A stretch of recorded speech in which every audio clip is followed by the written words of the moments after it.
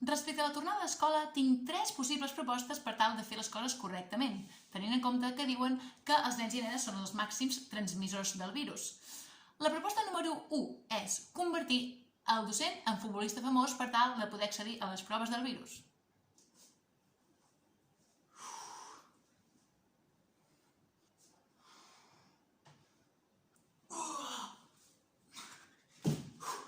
Sí, a ver, lo importante es tener pues la pelota nosotros, ¿no? Porque así pues no la tienen los otros. Proposta número 2. Convertir el futbolista famós en docent per tal que pugui anar tranquil·lament a treballar a l'escola. Sí, llavors això és la base del rectangle, això és l'altura i l'àrea es calcula doncs, multiplicant la base per l'altura. Sí, ¿entendiste, Messi? O a polítics o expolítics. Esto es una frase bien hecha, ¿sí? Que el verbo, el nombre, si hay adjetivo, pues tiene que concordar y tiene que tener coherencia, ¿sí? Mariano, ¿dónde está Mariano Rajoy?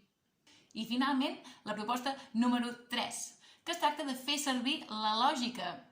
Si tenim 3 vestits d'apicultor i n'hem de donar a 5 persones, 3 de les quals treballen amb abelles, a qui donarem els vestits d'apicultor?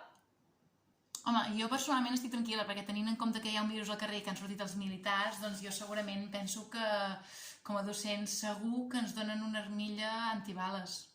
Dit això, m'agradaria molt donar molts ànims a tot el col·lectiu de mestres que està fent molta feina des de casa i costa moltíssim transmetre tot el coneixement i totes les ganes i motivació des d'aquí, i jo ho sé de bona tinta. També als pares i les mares que estan fent de mestres, pares, mares, cuidadors, cuiners, de tot, o sigui que molts i molts ànims. I finalment dir que per mi aquesta notícia ha sigut agredolça, agra perquè no es fan les coses bé, però molt dolça perquè tinc moltes ganes de veure els meus alumnes, que es vegin entre ells, i sobretot per les famílies que estiguin tranquil·les, que puguin anar a treballar sense tenir por de deixar els nens sols a casa o amb els avis.